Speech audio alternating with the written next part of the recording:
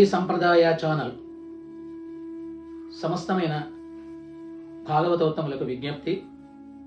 ధనుర్మాసోత్సవాల సందర్భంగా తిరుప్పావై 30 పాశురాల యొక్క అర్థాన్ని సంక్షిప్త ప్రవచన రూపంలో మీకు అందిస్తున్నాం.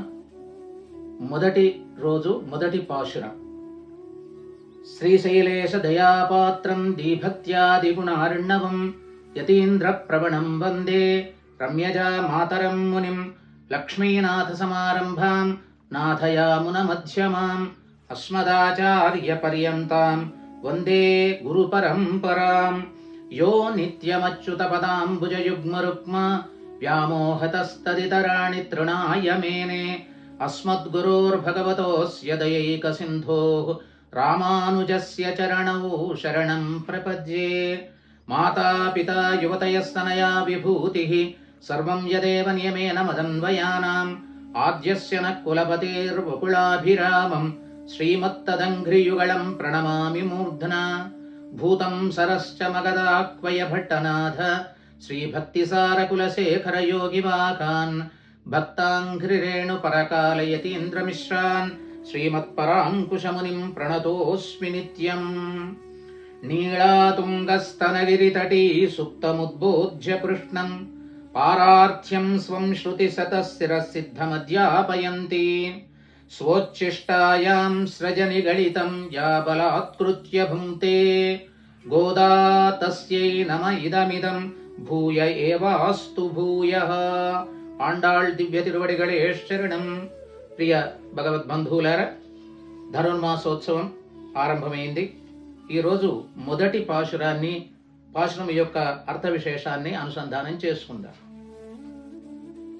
పరాశర భట్టరు వారు ఆండాళ్ తిరుప్పావై వ్రతాన్ని అనుగ్రహించినటువంటి, దివ్య ప్రబంధాన్ని అనుగ్రహించినటువంటి తల్లి గోదాదేవి గురించి ఆయన ప్రార్థనా శ్లోకాన్ని నీళాతుంగ స్తనగిరి తటి సుప్తముద్బోధ్యం అంటూ అనుగ్రహించారు. ఆ పాశురం యొక్క అర్థాన్ని అనుభవించే ప్రయత్నం చేస్తాం.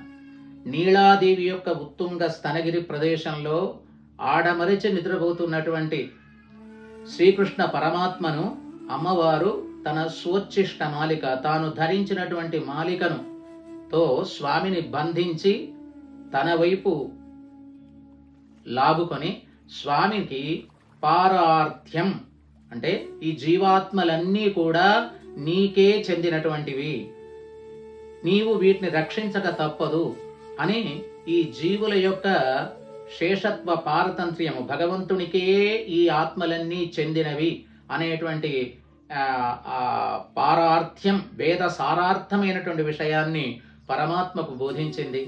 అదేవిధంగా మనము అనగా సకల జీవాత్మలంతా కూడా పరమాత్మను మరచి ఈ తమ యొక్క సాంసారిక వ్యవహారాల్లో మ్రగ్గిపోతూ పరమార్థాన్ని గుర్తించలేకుండా ఉండేటువంటి మనకు కూడా మీరంతా కూడా స్వామికి చెందినటువంటి వారు, శ్రీకృష్ణ పరమాత్మకే చెందినటువంటి వారు కాబట్టి ఆయనను చేరవలసినది అనేటి మనకు బోధిస్తూ, అటు పరమాత్మకు కూడా ఆ నీళాతుంగ స్తనగిరి తటిలో నిద్రపోతూ ఉండేటువంటి పరమాత్మను కూడా ఉద్బోధ్య ఆయనను లేపి ఆయనకు పాఠం చెప్పింది.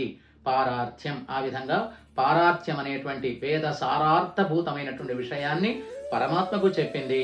అదేవిధంగా మనకు కూడా, సకల చేతనులకు కూడా మనము ఎవరికి చెందిన వారము, ఎవరిని పొందవలే, ఏ విధంగా మన జీవితాన్ని సార్థకం చేసుకోవాలి అనేటువంటి విషయాన్ని అమ్మవారు ఈ చెప్పినటువంటి ఆ తల్లికి పరాశర భట్టరు వారు మాటి మాటికి అనేక మారులు కాలపర్యంతం ఉన్నంత వరకు, తర్వాత ఆత్మ ఉన్నంత వరకు, పరమాత్మ ఉన్నంత వరకు, తర్వాత అంటే యావదాత్మభావిగా నీళాది అమ్మవారికి, గోదాదేవికి తాను నమస్కరిస్తున్నాను, భూయ ఏవాస్తు భూయః అంటూ పరాశర భట్ట వారికి అమ్మవారి నుంచి స్తోత్రం చేశారు. ఇక అమ్మ తాను రచించినటువంటి ఈ 30 పాశురాల ప్రబంధంలో మొట్టమొదటి పాట, ఈ మొట్టమొదటి పాటను అమ్మ గానం చేస్తూ ఉన్నారు. ఆ పాట ఏమిటో తెలుసుకుందాం. తర్వాత ఆ పాట చెప్పబడినటువంటి వ్యాఖ్యార్థాన్ని, అంటే పైకి చెప్పబడేటువంటి అర్థ విశేషాన్ని, అదేవిధంగా స్వాపదేశపూర్వకంగా చెప్పబడినటువంటి ధ్వన్యర్థ విశేషాన్ని కూడా ఆచార్యపరంగా సాధిస్తున్నారు పెద్దలంతా. కాబట్టి ఆచార్యపరంగా చెప్పబడేటువంటి ఆ ధ్వన్యర్థ విశేషాన్ని కూడా కొంతవరకు మనం అనుభవించే ప్రయత్నం చేద్దాం. మొట్టమొదలు అమ్మవారు చెప్పినటువంటి ఆ మొదటి పాశురం. మార్గడి తింగళ్ మది నిరైంద నన్నాళాళ్ நீராட போதுவீர் போதுமினோ நேருஷெய்யீர் ஷீர்மலகம்மாயுப்பாடி செல்வச் சிறுமீறுகாள் கூர்வேல் கொடுந்தொழிலன் நந்தகோபன் குமரன் ஏராரந்த கண்ணி யசோதை இளம் சிங்கம் கார்மே நிச்சங்கண் கதிரிமதியம்போல் முகத்தான் நாராயணனே நமக்கே பறை தருவான் பாரோர் புகழ்படிந்தேலூரெம்பாவாய். ఆండాళ్ దివ్య తిరువడిగళే శరణం. మార్గశీర్ష స్నాన వ్రతం అని పేరు దీనికి, స్నాన వ్రతం అంటారు. అదేవిధంగా తిరుప్పావై అంటే శ్రేష్టమైనటువంటి వ్రతము అనే దీనికి అర్థం. కాబట్టి ఇటువంటి ఈ వ్రతాన్ని ఆరంభిస్తూ ఈ వ్రతంలో చేరగోరేటువంటి వాళ్ళంతా కూడా వచ్చి ఈ వ్రతంలో చేరండయ్యా అని అమ్మగారు గోదాదేవి ఈ ప్రథమ పాశురం ద్వారా మనందరినీ ఈ యొక్క తిరుప్పావై దివ్య ప్రబంధ వ్రతానుష్ఠానంలో 30 రోజుల ఈ వ్రతంలో చేరండేయా, మంచి కాలం సంప్రాప్తమైంది, మనం భగవంతుడు చేరుకునేటువంటి ఉత్తమమైన కాలం సంప్రాప్తమైంది అని చెప్పని ఈ వ్రతంలో చేరమని మనందరినీ ఆహ్వానిస్తున్నది. అంటే మార్గశీర్ష స్నాన వ్రతంలో తిరుప్పావై దివ్య వ్రతానుష్ఠానంలో చేరగోరడానికి సిద్ధమైనటువంటి వాళ్లను ఈ లేచి వ్రతానికి అనుష్ఠానంలో ముందుకు వచ్చినటువంటి ఆండాళమ్మ మిగతా ఆమె యొక్క చలికత్తలందరూ కలిసి ఈ మనందరినీ ఉద్బోధిస్తున్నారు, మనందరినీ కూడా ఈ వ్రతంలో చేరమని ఆహ్వానిస్తున్నారు. అది దీనికి ఈ ఒక రకంగా ఈ తిరుప్పావి వ్రతంలో చేరడానికి స్వాగతం పలుకుతూ ఉన్నది అమ్మవారు. అదే ఈ పాశురం యొక్క ముఖ్యమైనటువంటి అర్థం. మార్గడి తింగళ్ అంటున్నారు, అనగా ఏమిటి? మార్గశీర్ష మాసము. ఎంత చక్కటి మాసం అండి. అంటే ఎలా వీళ్ళందరికీ, గోపికలందరికీ ఈ కూడా అందమైనటువంటి ఒక ఈ మాసము సంభవించింది. ఎటువంటి మాసము సంభవించింది అని చెప్పంటే, ఎల్లప్పుడూ వాళ్ళు కృష్ణుని కోసం అని చెప్పని తగతగలాడుతున్నారు, కృష్ణుణ్ణి పొందగోరుతున్నారు. కానీ కృష్ణుణ్ణి చేరనివ్వకుండా వాళ్ళ పెద్దలంతా కలిసి వీళ్లను భూగర్భ గృహంలో దాచి ఉంచినటువంటి కాలము. అటువంటి ఆ భూగర్భంలో గృహంలో ఉంచినటువంటి గోపికలందరినీ కూడా ఆ పెద్దవాళ్లే, ఆ గోపకులంలో ఉండేటువంటి పెద్దవాళ్ళందరూ కూడా వాళ్ళను పిలిచి మరీ వాళ్ళని ఏం చేశారు అని చెప్పంటే, మీరు శ్రీకృష్ణుడు ఇక్కడ వర్షాలు లేకుండా ఉన్నది, క్షామం ఏర్పడ్డది, కాబట్టి వర్షాలు కురవడం కోసము శ్రీకృష్ణుడితో కలిసి మీరు వ్రతం ఆచరించండి. ఆ శ్రీకృష్ణుడితో కలిసి వ్రతం ఆచరించడానికి ఈ గోపికలందరినీ, తాము దాచిపెట్టినటువంటి ఈ గోపికలందరినీ కూడా బయటకు పిలిచి వాళ్ళకి అవకాశం కల్పించారు. అంటే కృష్ణునితో కలిసి వ్రతం చేయడానికి వాళ్ళు సంకల్పించినటువంటి వృత్తాంతం. కాబట్టి ఇంత మంచి కాలము, అంటే ఇప్పటి వరకు కృష్ణుని కలుసుకోనివ్వకుండా బంధంలో బంధింపబడి ఉన్నటువంటి వీళ్లకు ఇప్పుడు వాళ్ళు అనుమతి ఇచ్చి వీళ్ళని కృష్ణుని కలుసుకొని కృష్ణుని కలిసి వ్రతం ఆచరించండి. అయితే వాళ్ళ ఉద్దేశం ఏదైనప్పటికీ కూడా కృష్ణుని కలవడానికి వీళ్లకు కృష్ణుని యొక్క సేవ చేయడం కోసం లభించినటువంటి ఆ యొక్క మంచి కాలం ఈ మార్గశీర్ష మాసం అని చెప్పని ఆ మాసాన్ని కొనియాడుతూ ఉన్నారు. ఆ విధంగా వాళ్ళు మార్గశీర్ష మాసం మంచి మాసము, కృష్ణుణ్ణి కలవడం కోసం, మాకు కృష్ణుణ్ణి పొందడం కోసం మాకు ఒక మంచి అవకాశం ఈ మాసంలో లభించింది అని ఆ ఉనగూడినటువంటి మార్గశీర్ష మాసాన్ని చెబుతూ ఉన్నారు. ఇదే విధం భగవంతుడుగా తన యొక్క భగవద్గీత శాస్త్రంలో మాసానాం మార్గశీర్షోహం అంటాడు. అంటే మాసములలో ఉత్తమమైన మాసం ఏది అంటే మార్గశీర్ష మాసాన్ని, ఆ మార్గశీర్ష మాసాన్ని నేనే అని చెబుతాడు. అదేవిధంగా ఋతూనాం కుసుమాకర అంటే ఋతువులన్నిటిలోపట నేను వసంత ఋతువును అని చెబుతాడు. కాబట్టి ఇది మార్గశీర్ష మాసం యొక్క వైశిష్ట్యము. తర్వాత శ్రీమద్ రామాయణంలో కూడా రామచంద్రమూర్తి యొక్క పట్టాభిషేకానికి తలపెట్టినటువంటి ఆ యోగ్యమైన మాసం చైత్ర మాసం కదా అని చెప్పని చైత్ర శ్రీమాన్ అయం మాసః పుణ్య పుష్పిత కానన అని చెప్పని చైత్ర మాసాన్ని చాలా పుణ్యవంతమైనటువంటిది అని చెప్పని ఆ మాసాన్ని కొనియాడుతున్నారు. కాబట్టి ఇట్లా భగవంతుణ్ణి పొందడం కోసం అవకాశం లభించినటువంటి ఆ ముహూర్తం, ఆ సమయం ఏదైతే ఉన్నదో ఆ కాలం ప్రశంసించదగినది. అటువంటి మంచి మాసం మార్గశీర్ష మాసం మనకు లభించింది అని చెప్పని ఈ ఆండాళమ్మ తను ఆచరించేటువంటి వ్రతం యొక్క వనగూడినటువంటి మార్గశీర్ష మాసాన్ని అందంగా పొగుడుతూ ఉన్నది.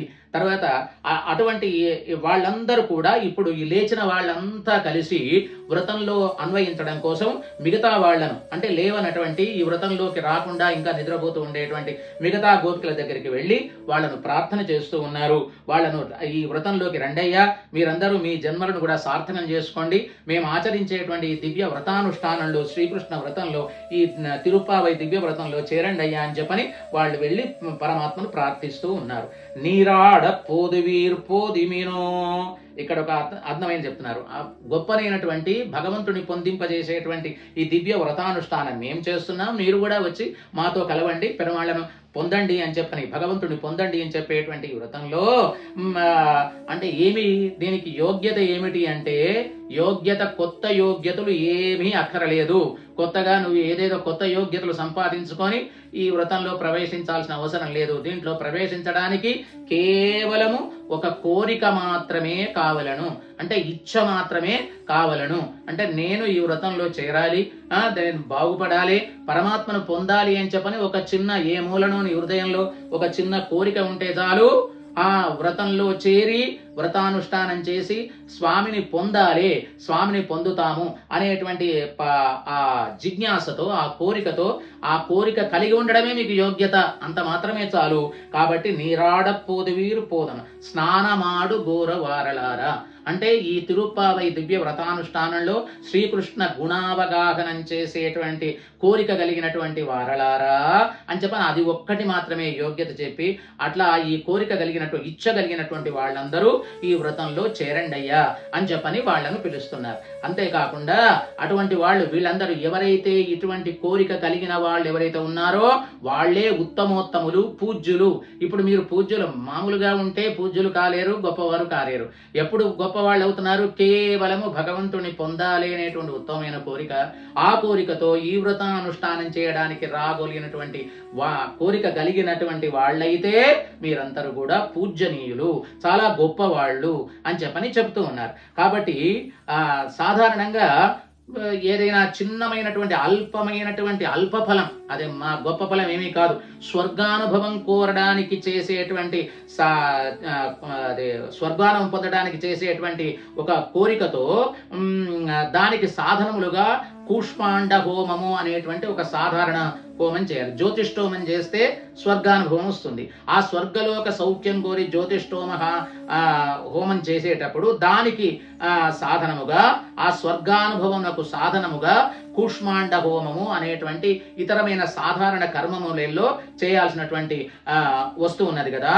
మరి అనంతమైనటువంటి గొప్పనైనటువంటి భగవత్ ప్రాప్తి అనేటువంటి గొప్ప ఫలాన్ని పొందడానికి ఏం చేయాలో, గొప్పగా ఏమి ఆచరించాలో, ఏమి యోగ్యత కావాలో అని అనుకుంటున్నారు కదా. అటువంటి యోగ్యతలు, కొత్త యోగ్యతలు, కొత్త ఇవి ఏమి ప్రత్యేకమైనటువంటి కోరికలు ఏమీ లేవు, ఏ నియమాలు దీనికి లేవయ్యా. ఏది ఈ తిరుప్పావై వ్రతానికి స్వామిని శ్రీకృష్ణ పరమాత్మను కోరి శ్రీకృష్ణ పరమాత్మను చేరుకోవడానికి కోరిక కలిగి ఉండడమే ఒక యోగ్యత, గాని దీనికి ఒక దేశ కాల ప్రకార అధికారి నియమాలు ఏవీ లేవు అని చెప్పని చెబుతూ ఉన్నారు. కేవలం అందుకోసమే శ్రద్ధైవ కారణం పుంసాం అష్టాక్షర పరిగ్రహే అనే అష్టాక్షర మంత్రాన్ని ఉపాసించడానికి, అష్టాక్షర మంత్రాన్ని జపించడానికి ఏ యోగ్యత అవసరం లేదు. కేవలము దానిని జపించాలనే కోరిక మాత్రమే దానికి యోగ్యత అని చెప్పని ఏ విధంగా చెబుతున్నారో అదే విధంగా అమ్మవారు కూడా ఈ వ్రతంలో అనుష్ఠానం చేయడం కోసం, ఈ వ్రతంలో చేరడం కోసం కొత్త యోగ్యతలు ఏమీ అవసరం లేదు. ఈ సూచిస్తూ పోదివీర్ పోదిమినో అంటే స్నానమారు ఈ వ్రతంలో చేరగోరు వారలారా, అంటే స్నానము అంటే మామూలుగా ఏ కుంట్లో ఏ మడుగులోకి పోయి స్నానం చేసి రావడం కదా. ఆ నీరాట్టము అంటే ఇక్కడ అంతరార్థం ఏమిటి అనగా కేవలం బాహిరమైనటువంటి ఒక చెరువులోనో ఒక సరస్సులోనో స్నానం చేయడం అనేటువంటి అర్థం కాదండి. కాబట్టి స్నానం అంటే ఇక్కడ కేవలం దేహశుద్ధి కోసం మామూలు స్నానం ఎలాగా ఉంటుంది. కానీ అసలు ఈ స్నానం ఏమిటి అంటే వీళ్ళు కోరినటువంటిది భగవద్గుణానుభవము, భగవద్గుణావగాహనము, అటువంటి శ్రీకృష్ణ గుణావగాహనము, శ్రీకృష్ణ నామ సంకీర్తనము. అటువంటి యొక్క శ్రీకృష్ణుడు అనే సరస్సు లోపట శ్రీకృష్ణ గుణగానం అనేటువంటి సరస్సు లోపట చేరాలి అని చెబుతున్నది. కాబట్టి అట్లా చేరడానికి కేవలం కోరిక మాత్రమే చాలు అని చెప్పని ఏ ఇతరమైనటువంటి నియమాలు అక్కరలేదు అని చెప్పని చెప్తూ ఉన్నది అమ్మవారు. నేరి ఇజయీర్ అని చెప్పని వీళ్ళను సంబోధిస్తున్నది. అంటే దీంట్లోకి వచ్చేవారలారా, దీంట్లోకి చేరేవారలారా, స్నానమారు గోడవారలా, ఆ ఒక్క కోరిక ఉంటే చాలండి, మీరందరూ రండి ఈ వ్రతంలో చేరండి అని చెబుతూనే నేరి ఇజయీర్ విలక్షణమైన భూషణములు ధరించిన వారలారా. ఎవరైనా ఇదేమిటండి, ఎవరైనా మామూలుగా పయర్థం చెప్పేటప్పుడు స్నానమారు గోడవారలారా రండి అంటున్నది. స్నానమారడానికి విలక్షణమైన భూషణములు పెట్టుకొని రావన్నా? విలక్షణ భూషణాలు ఏమక్కర, భూషణాలు ఉన్న భూషణాలే తీసి పక్కకు పెట్టి స్నానానికి వస్తారు కదా. మరి విలక్షణ భూషణలాంచితలారా, మంచి భూషణములు కలిగిన వారలారా, మీరంతా కూడా ఈ స్నాన వ్రతంలో చేరడం కోసం రండి అని చెప్పని అమ్మవారు పిలవడంలో అర్థం ఏమిటి అంటే, ఇక్కడ విలక్షణమైన భూషణములు అని చెప్పంటే అర్థం ఏమిటి అంటే, శ్రీకృష్ణుని పేరు వినగానే వీళ్ళ యొక్క రోమములు నిక్కబడుచుకుంటాయట, పులకాంకురములు అవుతాయట. అట్లా ఆ పులకాంకురములే, ఆ రోమాంచితమే భూషణావళి వీళ్ళకు. ఆ పులకాంకురములే వీళ్ళకు భూషణములు. అంటే శ్రీకృష్ణునికి పేరు తలుచుకోవడము, ఆ తలుచుకోవడం వల్ల, స్మరణం చేయడం వల్ల ఆ తన్మయత్నంలో వచ్చినటువంటి పులకాంకరములే ఆ భూషణములుగా కలిగిన వారడు అని అర్థం అక్కడ. కాబట్టి విలక్షణమైన భూషణములు ధరించిన వారడారా వెంటే రండి అని చెప్పండి చెబుతూ ఉన్నారు. కాబట్టి అట్లా గొల్ల ఇంకా సెల్వ చిరుమీరుగాళ్ళు అంటే ఏమని చెప్తున్నారు వాళ్ళంటే, సంపన్నులైనటువంటి తరుణులారా. సంపన్నులైనటువంటి తరుణులారా అని చెప్పంటే అర్థం ఏమిటి అంటే, మంచి వయస్సులో, అంటే కృష్ణునితో కృష్ణానుభవనకు తగినటువంటి వయస్సు, రూపము, ఆ సమయము, అటువంటి తరుణ వయస్సులో ఉండేటువంటి సంపన్నులారా, మంచి సంపత్తు కలిగిన. ఏమిటా సంపత్తు? ఐశ్వర్యం అంటే డబ్బు, ప్రాపర్టీస్ అనే కాదు అక్కడ. అంటే శ్రీకృష్ణ భక్తి అనేటువంటి సంపద కలిగినటువంటి వారలా రండి అని చెప్పని అంటున్నారు. అట్లా అని వాళ్ళను చెప్తున్నారు. నందగోపన్ కుమరన్ యశోదై ఇళం సింగం. ఎక్కడికి వెళుతున్నారు వీళ్ళు? నందగోప కుమారుడు, నందగోపుల వారి దగ్గర విధేయుడుగా ఉండేటువంటి కుమారుడు కృష్ణ పరమాత్మ. ఆ యశోదై ఇళం సింగం, యశోద దగ్గర బాలసింహంలాగా, యదు సింహంలాగా ఉండేటువంటి వాడు ఇళం సింగం. నందగోపన్ కుమరన్, యశోద దగ్గర, నందగోపుల వారి దగ్గరనేమో, తండ్రి గారి దగ్గరనేమో విధేయుడైనటువంటి మంచి బుద్ధిమంతుడైనటువంటి పిల్లవాడిలాగా ఉంటాడు. యశోద దగ్గరనేమో ఇళం సింగం, సింహపు పిల్లలాగా ఉండేటువంటి ఆ పరమాత్మ దగ్గరికి వీళ్ళు వెళుతున్నారు. ఆ కూర్వేల్ కొడిందొజలం అని చెప్పని నందగోపుల వారికి ఒక విశేషణం వాడారు. ఆయన ఎప్పుడు చేతిలో మంచి వాడి అయినటువంటి శూలాయుధం ధరించి ఉంటాడట. ఆ శూలాయుధం ధరించినటువంటి కృష్ణ పరమాత్మ అని చెప్పని అంటున్నారు. ఏమిటి ఆ శూలాయుధం యొక్క ధరించినటువంటి ఆయన అని చెప్పనంటే అదేమిటి, ఎప్పుడు కూడా శ్రీకృష్ణ పరమాత్మ తనకు వచ్చిన తర్వాత, కుమారుడై వచ్చిన తర్వాత ఎప్పుడు కూడా అతని దగ్గర అతన్ని రక్షించడం కోసం, అతనికి ఏ రాక్షసుల వల్ల ఎవడి వల్ల చేటు వాలుతుందో అని చేతిలో ఒక శూలాయుధం, ఒక వేలాయుధం పట్టుకొని అక్కడ చుట్టూ తిరుగుతూ చిన్న చీమ వచ్చినా దాన్ని సంహరించేటువంటి స్వభావం కలిగినటువంటి వాడట ఈ యొక్క నందగోపుల వారు. అంటే భగవంతుణ్ణి రక్షించడంలో ఎప్పుడు కూడా అప్రమత్తుడై, ఎప్పుడు జాగ్రత్త వహించి స్వామిని రక్షించుకోవడానికి ఉండేటువంటి వాడు అటువంటి కూర్వేల్ కొడిందొడిలన్. ఆ కూర్వేల్ అన్నట్టు వేలాయుధం ధరించినటువంటి వాడు. అంటే స్వామిని రక్షించేటువంటి మంగళాశాసనం చేస్తూ ఎప్పుడు తిరుగుతూ ఉండేటువంటి వాడట. అటువంటి నందగోపుల వారి యొక్క కుమారుడు, అతని దగ్గర చెప్పినట్టుగా వినేటువంటి విధేయుడు. యశోద దగ్గర మాత్రం చాలా అల్లరివాడు, తుంటరివాడు, ఆమెను నానా అగచాట్లు పెడుతూ ఉండేటువంటి పరమాత్మ. అట్లా ఉండేటువంటి స్వామి తర్వాత యశోద ఇడం సింగం ఆ స్వామి దగ్గరికి వచ్చాడట. తర్వాత అన్నట్టు అయితే యశోద యొక్క గొప్పతనం ఏమిటంటే, పాపం తల్లి ఆయన దేవకీదేవి కన్నది కానీ ఆ వైభవం ఎంతో, ఆనందం అంతా అక్కడ ఏమీ ఆనందం పొందలేదు తల్లి తర్వాత దేవకీదేవి. కానీ పెంచిన తల్లి అయినటువంటి యశోద దగ్గర మాత్రం స్వామి అన్ని లీలలు ప్రదర్శించాడు. ఆమెకు అత్యంతమైనటువంటి ఆనందాన్ని చేకూర్చినటువంటి యశోద యొక్క బిడ్డడు అని చెప్పని అంటున్నాడు. అటువంటి యశోద తాను ఏరారంద కన్ని యశోదై అంటే ఇంత పెద్ద కన్నులు చేసుకొని తన కొడుకును చూసేదట. అంటే నీ ఇటువంటి గొప్ప పుత్రుణ్ణి కన్నా దానిని నేను అనేటువంటి విషయంతో ఏరారంద కన్ను ఇంతలు చేసుకొని కృష్ణ పరమాత్మను చూసుకునేదట. అటువంటి వాడు ఎట్లా ఉన్నాడు? కార్మేని అనగా అతడి నల్లటి నీలమేఘఛాయ కలిగినటువంటి వాడు స్వామి. కాబట్టి అటువంటి నీలమేఘఛాయ కలిగినటువంటి స్వామి చెంగన్ కదిరిమదియంబోల్ ముగత్తాన్, ఆ తర్వాత చక్కటి కదిరిమది సూర్యచంద్రుల వంటి చల్లటి నేత్రములు, దివ్య నేత్రములు, 2 నేత్రములు కలిగినటువంటి స్వాము, ఆ అందమైనటువంటి ముఖారవిందం కలిగినటువంటి స్వామి. అటువంటి స్వామిని దగ్గరికి వీళ్ళు చేరుకోవడానికి వస్తున్నారు అంటున్నారు. అంతేకాకుండా నారాయణనే నమక్కే, ఆయన ఎవరనుకున్నారు? అక్కడ యశోద, ఇలం సింగన్, నందగోపన్ కుమార్ అని చెప్పినటువంటి ఆ వారు ఒక గొల్ల పిల్లవాడు మామూలుగా మధురా నగరంలో వచ్చాడు అని చెప్పని అనుకునేటానికి వీలు లేదు. ఆయన మామూలు పిల్లవాడు కాదు. ఎవడు? సాక్షాత్తు పరమపదంలో ఉండేటువంటి అఖిలాండ కోటి బ్రహ్మాండ నాయకుడు నారాయణుడే మన కోసం ఈ విధంగా శ్రీకృష్ణ పరమాత్మగా, గొల్ల పిల్లవాడుగా, ఈ చిన్ని పాపడుగా, నందగోప కుమారుడుగా, యశోదాదేవి నందనుడుగా ఆయన వచ్చి ఉన్నాడు. ఈ నారాయణుడే మనకు నాయకుడు. ఈ నారాయణుడే మనకు కావలసినటువంటి పురుషార్థాన్ని, పరై అనేటువంటి పరమ పురుషార్థాన్ని ఇస్తాడు.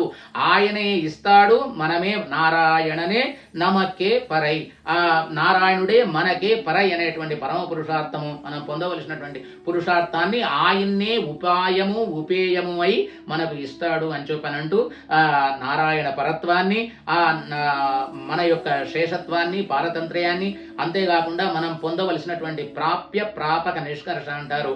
మనం పొందేది ఏది, పొందించే సాధనం ఏదో, ప్రాప్యము ప్రాపకము 2 నారాయణుడే అని, ఉపాయము ఉపేయము 2 నారాయణుడే అని, అటువంటి నారాయణుడు మనకు తప్పకుండా పరై అయినటువంటి పరమ పురుషార్థం అనుగ్రహిస్తాడని చెప్పని ఈ పాశురంలో అమ్మవారు ఇంత గొప్ప అర్థాన్ని ఇమిడిచి ఎంతో అంత విషయంతో చెప్పారు. ఇదంతా కూడా స్వాపదేశంలో ఆచార్యపరంగా మనం అన్వయించెబుతాం.